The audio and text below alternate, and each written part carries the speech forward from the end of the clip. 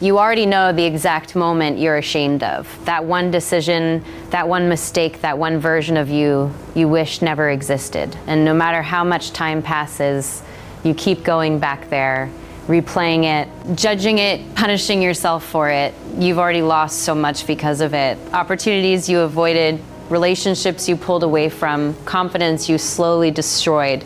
How many promises have you broken to yourself because of that one thing? That's not weakness. That's not who you are. That is grief. You are grieving the version of yourself you think you should have been. Most people think guilt and shame keep them accountable. They are wrong. Because what I'm about to tell you next will either free you from that weight or explain exactly why you've been carrying it for so long. I remember a moment when I couldn't look at myself honestly. I kept thinking about a decision I made at 22.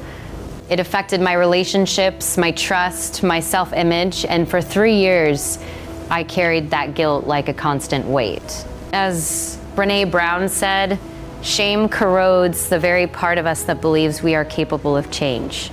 I experienced this myself when I stopped trying new things. It felt like gravity pulling me down.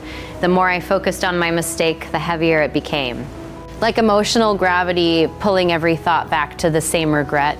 No matter how hard I tried to move forward, I kept falling back. That's when I realized something. I call this the shame gravity trap. It means the more attention you give your shame, the stronger its pull becomes. They never teach you this, because if you knew this, you would stop feeding the very thing holding you back.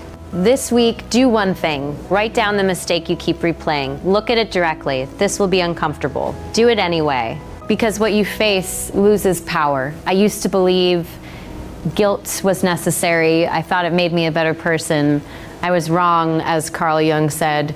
I am not what happened to me, I am what I choose to become. I experienced this when I kept defining myself by my past. Your brain builds neural pathways like roads. The more you think about something, the stronger that road becomes. Every time you replay guilt, you strengthen that pathway. It becomes your default. I call this the neural loop effect. It means your brain repeats what you rehearse emotionally. They never teach you this, because if you knew this, you would stop practicing your pain daily. For the next 72 hours, every time that memory appears, interrupt it immediately. Replace it with one sentence. I am not that version anymore. This will feel unnatural. Do it anyway. Because breaking loops create space for change, but here is the trap. You think forgiving yourself means forgetting. So you hold on to guilt, thinking it keeps you responsible. But here is what they never tell you. Guilt that lasts too long stops growth completely. I learned this the hard way. There was a period I avoided certain people, I avoided opportunities because I felt unworthy. For 18 months, I stayed stuck, not because I couldn't move, but because I believed I didn't deserve to. That belief destroyed more than the original mistake ever did. I call this the worthiness collapse. It means when shame convinces you that you don't deserve better. They never teach you this, because if you knew this, you would protect your self-worth at all costs. So here's what you do.